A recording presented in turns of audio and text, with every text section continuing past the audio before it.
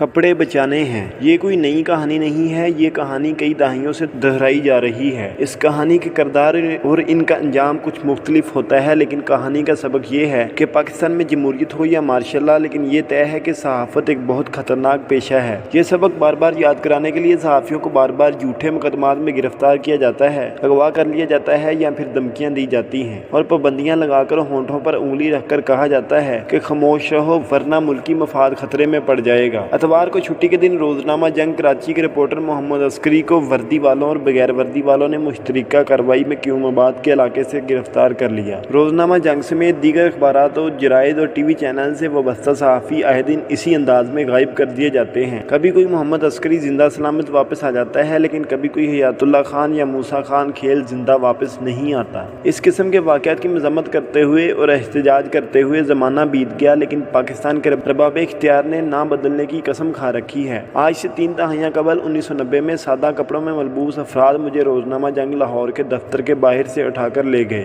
اس زمانے میں رات 9-10 بجے ڈیوس روڈ پر ٹریفک بہت کم ہوتی تھی، اس لیے میرے اغوا کا ساتھیوں کو پتہ نہ چلا۔ اغوا کرنے والے مجھے لاتے اور گونسے مارتے ہوئے ظفر علی خان روڈ کی طرف لے گئے اور اپنے کسی افسر کے سامنے پیش کر دیا۔ افسر نے پوچھا کہ آج شام تم نے ایک سٹوری فائل کی ہے کہ صدر غلام اسحاق خان نے وزیر اعظم بے نظیر بھٹو کی حکومت برطرف کرنے کا فیصلہ کر لیا ہے۔ اس سٹوری کا سورس کون ہے؟ میرا سورس مولانا کوثر نیازی تھے، جنہوں نے صدر مملکت کی تقریر لکھی تھی اور حکومت کی برطرفی کے انتظار میں تھے۔ برطرفی میں تاخیر کے باعث مضطرب ہوئے تو بار بار مجھے پوچھنے لگے کہ حکومت کب جائے گی۔ میں نے ان کے اضطراب میں سے اپنی خبر تلاش کی اور اسی زمانے کے وفاقی وزیر برائے پارلیمانی امور خواجہ طارق رحیم نے خبر کی تصدیق کر دی۔ وزیر داخلہ چودھری اعتزاز احسن سے مزید تصدیق کی کوشش کی تو انہوں نے انتہائی گریزانہ انداز میں تردید کر دی اور ایک ضمنی الیکشن میں جلسے کے لیے کوئٹہ چلے گئے۔ قصہ مختصر یہ کہ مجھے خبر کی صداقت کا یقین ہو گیا تو خبر بنا کر نیوز روم کو دے دی اور خبر کے شائع ہونے سے قبل ہی اغوا ہو گیا۔ اغوا کرنے والے قوم کے محافظوں نے سورس کا نام جاننے کے لیے میرے ساتھ جو مار پیٹ کی، اس کی تفصیل میں جانا ضروری نہیں۔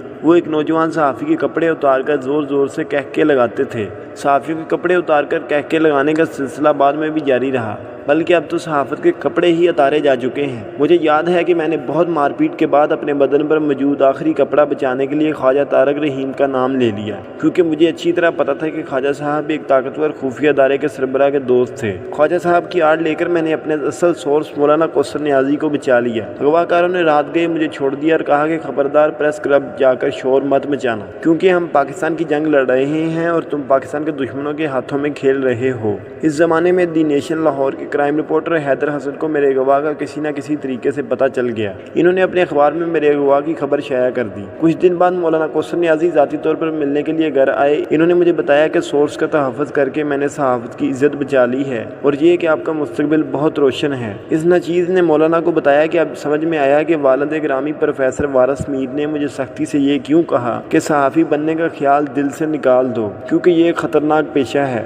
جب میں نے ڈرتے ڈرتے نظریں اٹھا کر والد صاحب سے پوچھا کہ آپ تو خود صحافت کے استاد ہیں اور روزنامہ جنگ میں کالم لکھتے ہیں، تو مجھے صحافی بننے سے کیوں روک رہے ہیں؟ تو انہوں نے صرف اتنا کہا تھا کہ جو میرے ساتھ ہو رہا ہے وہ تمہارے سامنے ہے۔ یہ جنرل ضیاء الحق کا زمانہ تھا اور جنرل صاحب ایک غیر جماعتی قومی اسمبلی سے شریعت بل منظور کرا کے اپنی آمریت کو اسلامی رنگ میں ڈالنے کی کوشش کر رہے تھے۔ ایک دن علامہ احسان الہی ظہیر نے میرے والد مرحوم کو خبردار کیا کہ جنرل ضیاء الحق نے اپنے مخالف علماء اور صحافیوں کو خریدنے کا فیصلہ کر لیا ہے۔ جو اپنا ضمیر فروخت نہیں کرے گا اسے مار دیا جائے گا۔ پھر ایک دن گورنر ہاؤس لاہور میں پروفیسر وارث میر کو بلایا گیا اور جنرل ضیاء الحق نے انہیں حکومت میں شمولیت کی دعوت دی۔ فرمایا ہم آپ کو ڈیپوٹیشن پر پنجاب یونیورسٹی سے وفاقی حکومت میں لائیں گے اور آپ کے علم و فضل سے فائدہ اٹھانے کے لیے آپ کو اپنا مشیر بنائیں گے۔ والد صاحب نے ایک حکومتی عہدے کے عوض اپنا ضمیر فروخت کرنے سے معذرت کی تو چند دنوں کے بعد انہیں ایک شوکات نوٹس ملا جس میں کہا گیا کہ آپ تو ایک سرکاری ملازم ہیں، آپ حکومت پر تنقید نہیں کر سکتے۔